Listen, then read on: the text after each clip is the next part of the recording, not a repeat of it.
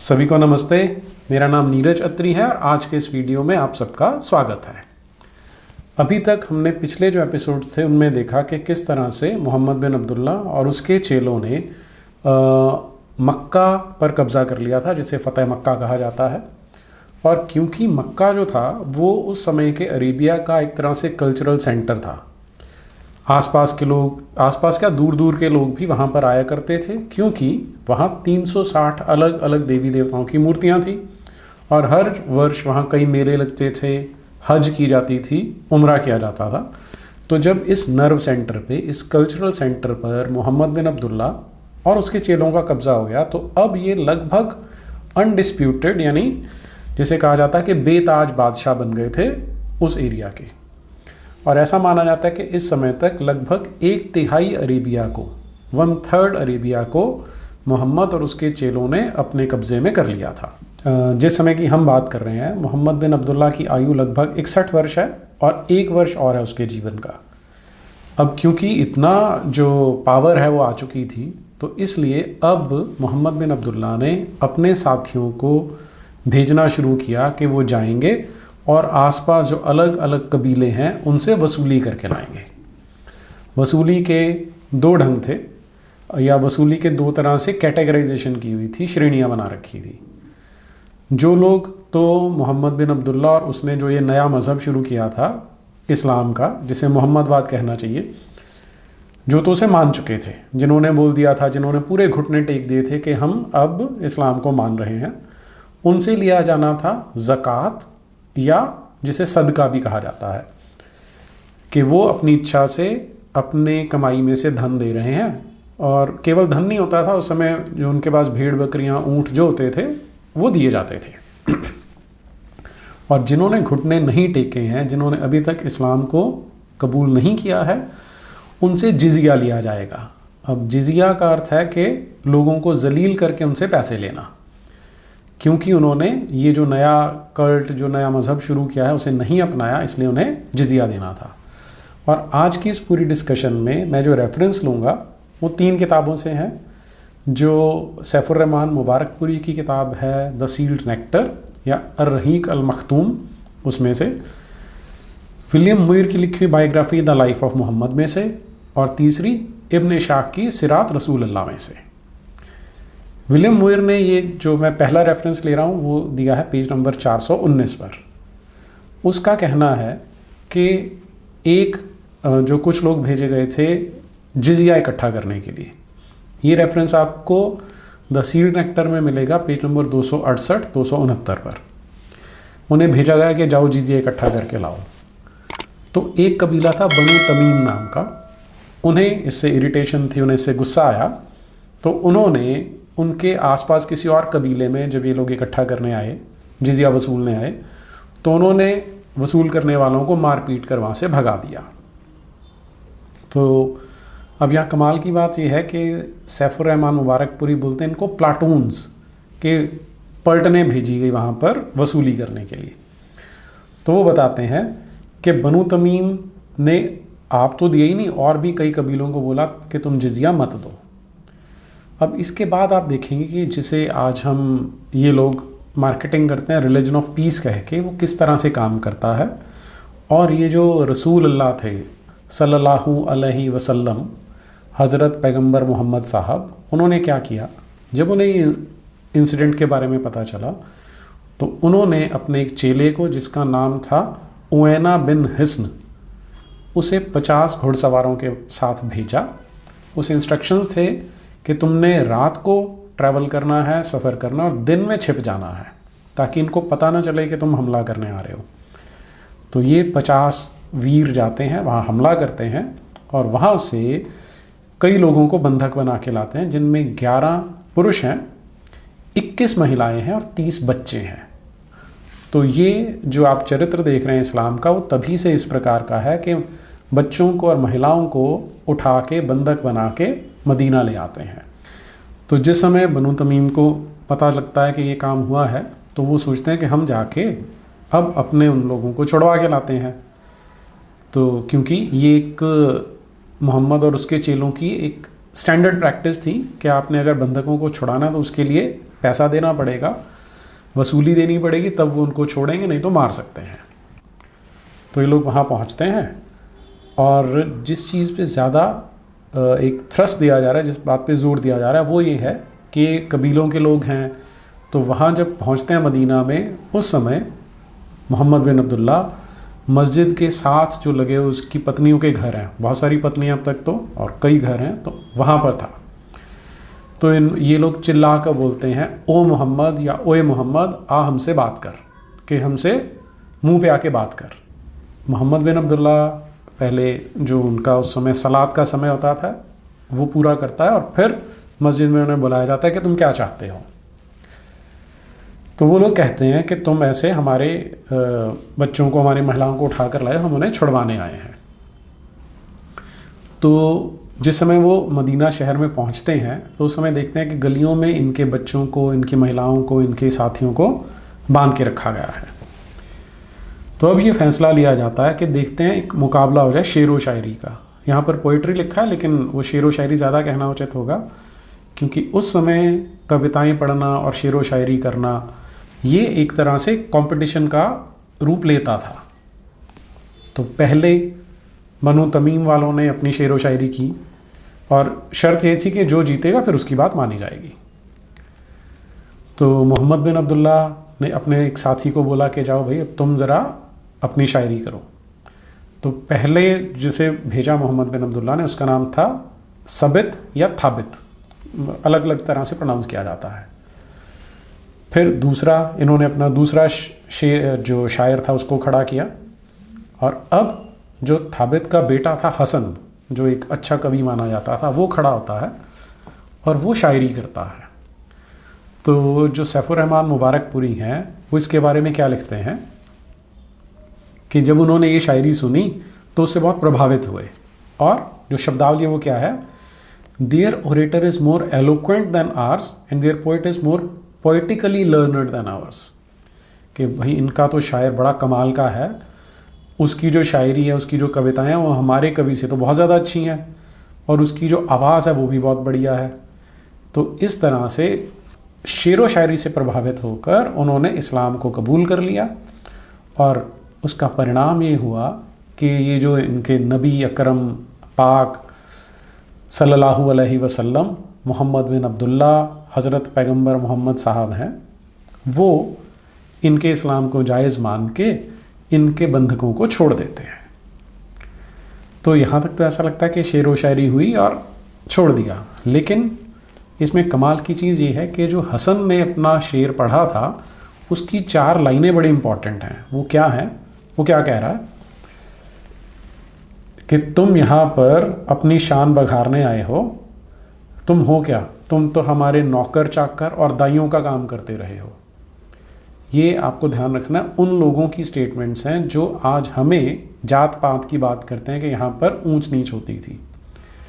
ये पैगंबर के सामने बैठे ये बातें हो रही हैं कि तुम तो हमारे लिए नौकरों चाकरों और दाइयों का काम करते रहे हो। आगे देखिए, तुम यहाँ पर अपनी संपत्ति, अपने बच्चे, अपनी महिलाओं को छुड़वाने के लिए आए हो कि हम उनको आपस में माले गनीमत, माल समझ के आपस में बांट ना लें। अगर ऐसा है तो तुम्हें ये मानना पड़ेगा कि अल्लाह और उसके बराबर कोई नहीं है। इस्लाम कबूल करोगे और अपनी ये जो जाहिलियत वाले ये जो हरकतें हैं इनको छोड़ोगे तो बच सकते हो। तो एक शेर व शायरी कितनी है और धमकी कितनी है वो आप अपने आप सोच सकते हैं। और इसके परिणाम स्वरूप उन्हें लगा कि यार इसकी तो शेर व शायरी बहुत अच्छी है, हम इस्लाम को अपना लेते हैं। तो असलियत क्या है आप अपने आप समझ सकते हैं। अच्छा, अब जो उन्होंने ऊंचे बोला था, ओए मोहम्मद कहा था, और फिर इनको धमकी मिली कि ये तुम जाहिलियत वाली बातें छोड़ दो, तो इसके बारे में होता क्या है कि अब ये जो पैगंबर साहब हैं ये तो अरेबिया के रेगिस्तान में है, लेकिन इनका गॉड, इनकी जो एक वो किताब है कुरान, उसका जो गॉड है वो कहाँ है, वो 7वें आसमान पे है। लेकिन वो देख रहा है कि इस तरह की बदतमीज़ी करते हैं, तो तुरंत वो क्या करता है, आयत नाजिल करता है। वो आयत आपको इनकी ये जो होली बुक है, कुरान मजीद है, उसमें देखने को मिलती हैं। तो वो आयतें क्या हैं ज़रा उन पे ध्यान दीजिए। ये है चैप्टर 49 या सूरा नंबर 49। ऐ ईमानदारों, अल्लाह और उसके रसूल के सामने किसी बात में आगे ना बढ़ जाया करो और अल्लाह से डरते रहो, बेशक अल्लाह बड़ा सुनने वाला वाकिफ़कार है। दूसरी आयत, ऐ ईमानदारों, बोलने में अपनी आवाज़ें पैगंबर की आवाज़ से ऊंची ना किया करो और जिस तरह तुम आपस में एक दूसरे से ज़ोर ज़ोर से बोला करते हो, उनके रूबरू ज़ोर ज़ोर से ना बोला करो, ऐसा ना हो कि तुम्हारा किया कराया सब अकारत हो जाए और तुमको खबर भी ना हो। तो आप इसमें देख सकते हैं कि कितना आपको अध्यात्म मिलता है इस पवित्र कुरान के अंदर, या कुरान मजीद में, या होली कुरान में, कि जो अल्लाह है वो ये इंस्ट्रक्शंस देता है स्पेशली, और आज भी लोग उसे पढ़ते हैं कि तुमने इसके साथ, जो पैगंबर है उसके साथ ऊंची आवाज़ में बात नहीं करनी। बेशक, तीसरी आयत, बेशक जो लोग रसूल अल्लाह के सामने अपनी आवाज़ें धीमी कर लिया करते हैं, यही लोग हैं जिनके दिलों में अल्लाह ने परहेजगारी के लिए जांच लिया है, उनके लिए आखिरत में बख्शीश और बड़ा अज्र है। ए रसूल, जो तुमको हुजरों के बाहर से आवाज़ देते हैं उनमें के अक्सर बेअकल हैं। हुजरों में, कि जिस समय वो आए थे और बुला रहे थे, ओ मोहम्मद कर रहे थे, उस समय वो हुजरों में था, पत्नी के साथ कमरे में था, तो वो बेअकल हैं, ये कुरान में लिखा है। अगली आयत, और अगर ये लोग इतना तामुल करते, तामुल यानी पेशेंस रखते, धैर्य रखते, कि तुम खुद निकल कर उनके पास आ जाते तब बात करते, तो ये उनके लिए बेहतर था, और अल्लाह तो बड़ा बख्शने वाला मेहरबान है। तो यहाँ आपको स्पष्ट हो जाता है कि अल्लाह मियाँ की क्या प्रायोरिटीज़ हैं, किन चीज़ों को प्राथमिकता देता है। अब आगे बढ़ते हैं। अब ऐसे ही जो ये प्लाटून्स बता रहे हैं सैफुर रहमान मुबारकपुरी, मैं उनकी रेफरेंस ज़्यादा इसलिए लेना चाहता हूँ क्योंकि आजकल ये और एक काम करते हैं। अब विलियम मुयर बहुत बढ़िया इतिहासकार रहे हैं, लेकिन क्योंकि वो सच्चाई बता रहे हैं जो इनसे हज़म नहीं होती, तो कई बार उन पर ये इल्ज़ाम लगाने की कोशिश की जाती है कि वो तो एक क्रिश्चियन था इसलिए उसने इस तरह की बातें लिख दी। इसलिए मैं स्पेशली सैफुर रहमान मुबारकपुरी वाली रेफरेंसेस आपके साथ शेयर करता हूँ। दूसरी प्लाटून वो क्या बता रहे हैं कि एक आदमी था कुतबा बिन अमीर नाम का, उसे भेजा गया कि जाओ तुम लोग वहाँ से वसूली करके लाओ। उनके पास 20 लोग थे ये ग्रुप में, 10 ऊँट थे, तो बारी बारी ऊँटों पे चढ़ते थे, तो 10 पैदल चल रहे होते थे उस समय। तो जब इन्होंने वहाँ पर रेड मारी या गजवा किया, तो जो सामने वाले लोग थे वो भी उनके साथ लड़ते रहे, और इसके कारण कुछ लोग ज़ख्मी हो गए और कुछ लोग मारे गए। और उसके बाद जो मुसलमान थे वो ऊँट, महिलाएं और भेड़ें वहाँ से उनसे छीनकर मदीना ले आए। तो आप देख रहे हैं किस तरह शांति से ये मज़हब उस समय भी फैल रहा था। तीसरा जो प्लाटून बता रहे हैं वो है दहक बिन सुफिया नाम का एक व्यक्ति है, उसे भेजा गया था। उसे भेजा गया था बनु किलाब नाम का कोई, या बनु किल्ब नाम का एक कबीला है, उसके पास। उन्होंने भी इस्लाम कबूल करने से मना कर दिया और मुसलमानों से लड़ना शुरू कर दिया, और इस लड़ाई में कुछ लोग जख्मी हुए और एक मारा गया। चौथा जो प्लाटून है वो जेद्दा एक जगह है, आप लोगों ने सुना होगा उसके बारे में। वहाँ पर कुछ लोग इकट्ठे हो गए थे, जिनमें से कुछ हबशी थे, अबिशीनिया से, जिसे आज हम इथियोपिया कहते हैं, उसमें उसे अबिशीनिया कहा जाता था, और वहाँ के लोगों को हबशी कहा जाता है। इसलिए हमारे देश में आप सुनेंगे कि अफ्रीकन्स को बहुत बार हबशी कह के रेफ़र किया जाता है। वो हमारे ऊपर ये जो इस्लामी प्रभाव है उसके कारण है। तो वहाँ पर भी इनकी लड़ाई हुई। वहाँ पर इनके लोग ज़्यादा बड़े थे, लगभग 300 लोग गए थे, तो वहाँ पर लड़ाई हुई। लेकिन जो ये अबिसीनिया के लोग वहाँ एकत्रित हुए थे वो डर के मारे भाग गए। तो इस तरह से ये जो मज़हब है वो धीरे धीरे फैलता जा रहा था। और इसी समय जो अली है उसे भी भेजा गया था एक कैंपेन के लिए स्पेशली। एक कबीला था बनु ताई नाम का। इसका एक बड़ा मशहूर व्यक्ति हुआ है जिसे हातिम ताई कहते हैं, और हमारे यहाँ का जो ये बॉलीवुड कह लें या उर्दू वुड कह लें, उन्होंने हातिम ताई पे फिल्म भी बनाई है, सीरियल भी बनाए हैं जो हमारे देश में चले हैं। तो उस कबीले पर अली को भेजा गया शायद 200 लोगों के साथ हमला करने के लिए, और उन्हें स्पेशली बताया गया था कि तुम्हें करना क्या है। इस कबीले के अधिकतम लोग मूर्ति पूजा करने वाले थे, कुछ ईसाई थे, और वहाँ पर मोहम्मदवादी कोई नहीं था। तो उन्हें स्पेशली भेजा गया कि तुमने वहाँ जाना है और उनका जो मंदिर है, वहाँ जो मूर्ति है, उसका विध्वंस करना है, उसे तोड़ना है, ताकि इनको हम मोहम्मदवाद में कन्वर्ट कर सकें। तो हातिम ताई तो उस समय तक मर चुका था। जिस समय मोहम्मद बिन अब्दुल्ला की आयु लगभग 8 वर्ष की थी, उस समय उसका देहांत हो गया था। अब उसका एक बेटा और बेटी थी जो वृद्ध हो चुके थे। जैसे ही बेटे को पता चला कि ये हमला कर रहे हैं, वो तो भाग गया सीरिया। जो बेटी थी वो इनके हत्थे चढ़ गई। तो इन्होंने वहाँ पर लोगों को फिर से, जैसा इनका एक तरीका अडॉप्ट कर चुके थे, बंधक बनाए, जिनमें हातिम ताई की बेटी भी थी, और उन्हें हाँकते हुए मदीना ले आए। और मदीना में वहाँ जो ये महिला थी, उसने भीख मांगनी शुरू की मोहम्मद बिन अब्दुल्ला से कि मुझे माफ़ कर दो, मैं बूढ़ी हो चुकी हूँ। तो मोहम्मद साहब ने उसे माफ़ कर दिया, उसे एक ऊँट दिया बैठने के लिए। कुछ दिन लगे इसमें, क्योंकि वो कई दिन भीख मांगती रही। फिर अल्टीमेटली उसे एक ऊँट दे के छोड़ दिया गया। वो सीधी सीरिया गई, अपने भाई से मिलती है और उसे बोलती है कि देख रसूल अल्लाह कितने महान हैं, उन्होंने तो मुझे ज़िंदा छोड़ दिया है, तो तुझे भी वो ज़िंदा छोड़ दें, बस तुझे कन्वर्ट हो जाना है। तो वो कन्वर्ट हो गया। तो अब इनकी जो शान व शौकत थी वो और बढ़ गई, क्योंकि ये जो हातिम ताई का बेटा था आदि, ये भी बड़ा मशहूर शायर था और इसका काफ़ी रुतबा होता था उस सारे एरिया में। और फिर उसके बाद यही शायर जब मुसलमान बन गया तो इसने बहुत सारी लड़ाइयों में भी हिस्सा लिया। ऐसा ही एक किस्सा इसी समय के लगभग आता है। एक कवि था काब बिन ज़ुहीर नाम का। अब ज़ुहीर एक अपने समय का बड़ा प्रचंड कवि था, बहुत उसकी शान व शौकत, उसका बहुत रेपुटेशन अच्छी थी। अब उसके जो परिवार वाले थे, जिनमें काब भी था, ये भी कवि थे या शायर होते थे। उसका भाई था एक, जिसने काब को चिट्ठी लिखी कि मक्का फ़तेह हो चुका है, और आपको ध्यान होगा कि मक्का फ़तेह करते समय कई कवियों को मार दिया गया था। तो उसने बताया, जो कवियों की हालत हुई थी उसने काब को बता दी कि तेरे पास ऑप्शन है, या तो तू भाग जा या कन्वर्ट हो जा। तो उसने कुछ और शेर व शायरी लिखी जो इस्लाम और मोहम्मद साहब के शान में गुस्ताखी थी। वो रसूल अल्लाह के कानों तक पहुंच गई। तो उन्होंने कुछ इस तरह की बातें बोली जिससे लोगों को समझ आ गया कि अब काब का नंबर लगना है। तो काब को फिर मैसेज दिया गया कि अब देर मत कर, नहीं तो तेरे साथ बहुत बुरा हो सकता है।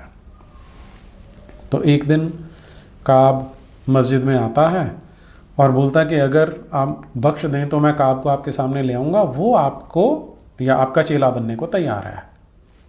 तो जब उसे हामी भरी गई तो उसने कहा, मैं स्वयं ही काब हूँ और मैं मुसलमान बनने को तैयार हूँ। और उसने रसूल अल्लाह सल्लल्लाहु अलैहि वसल्लम की शान में उसी समय एक शेर या कविता लिखी जो उसके बाद बड़ी प्रसिद्ध हुई। यहाँ मुझे एक इंसिडेंट याद आता है, जिसे हमारे देश में एक सूफ़ी माना जाता है अमीर खुसरो नाम का। वो भी इसी तरह का व्यक्ति था। उसने अपने जीवन काल में शायद 6 या 7 सुल्तान देखे थे। कि अलाउद्दीन खिलजी देखा, उससे पहले जो उसका ससुर था वो देखा, अलाउद्दीन खिलजी के बाद लोग देखे। तो उसने सभी की शान में कसीदे पढ़े हैं कि एक दूसरे को मार के सुल्तान बनता है, अपने बाप को, अपने ससुर को, अपने चाचे को। लेकिन अमीर खुसरो ऐसा था कि वो मौका ताड़ते ही उन्हीं की शान में एक नई शेर व शायरी या एक नई कविता लिख दिया करता था। तो वैसा ही यहाँ पर ये काब ने किया था। एक और जो घटना घटती है वो है बनु मुस्तलिक की। आपको ध्यान होगा, एक कबीला था यहूदियों का, बनु मुस्तलिक, जिसे निकाल दिया गया था। अब उनके पास भेजा गया जिजिया लाने के लिए। तो जो इसके वसूली करने वाले लोग जा रहे थे, जब वो पहुँचने लगे पास में तो उन्हें ऐसा लगा कि बनु मुस्तलिक वाले उन पे हमला करने आ रहे हैं, तो भाग के वो मोहम्मद के पास आ गए और बोला कि वो हम पे हमला करने वाले थे। तो मोहम्मद बिन अब्दुल्ला ने वहाँ पर हमला करने के लिए लोगों को तैयार होने को कह दिया कि उन पे हमला करना होगा। इतने में बनु मुस्तलिक वाले वहाँ पहुँच जाते हैं और वो कहते हैं कि हम तो खुश हो रहे थे कि हमारे साथी आए हैं, लेकिन इन्हें लगा कि हम इन पे हमला करने वाले हैं। तो ऐसा नहीं था, हम खुशी खुशी जो जिजिया जो ज़कात है वो देने को तैयार हैं और इस्लाम कबूल करने को भी तैयार हैं। तो इसके बारे में भी जो ये अल्लाह मियाँ हैं उनकी कुछ आयतें हैं। अब क्योंकि वो जो वसूली करने आए थे उन्होंने भागकर गलत सूचना दी थी, तो अल्लाह मियाँ ने उसके लिए क्या आयतें नाजिल की हैं वो सुनिए। ए ईमानदारों, अगर कोई बद किरदार तुम्हारे पास कोई ख़बर लेकर आए तो खूब तहकीक कर लिया करो। ऐसा ना हो कि तुम किसी कौम को नादानी से नुकसान पहुँचाओ फिर अपने किए पर नादिम हो। और जान रखो कि तुम में अल्लाह के पैगंबर मौजूद हैं। बहुत सी बातें ऐसी हैं कि अगर रसूल उनमें तुम्हारा कहा मान लिया करें तो उल्टे तुम ही मुश्किल में पड़ जाओ, लेकिन अल्लाह ने तुम्हें ईमान की मोहब्बत दे दी है और उसको तुम्हारे दिलों में उम्दा कर दिया है और कुफ्र और बदकारी और नाफरमानी से तुमको बेजार कर दिया है। यही लोग अल्लाह के फ़ज़ल व एहसान से राह हिदायत पर हैं और अल्लाह तो बड़ा वाकिफ़कार और हिकमत वाला है। तो ये है होली कुरान, और इससे आपको आइडिया लगता है कि किस प्यार से, किस शांति से ये मज़हब ने अपनी जो जड़ें हैं वो अरेबिया में सल्लल्लाहु अलैहि वसल्लम पैगंबर मोहम्मद साहब के होते हुए फैलाई थी। आज के लिए इतना ही। नमस्ते।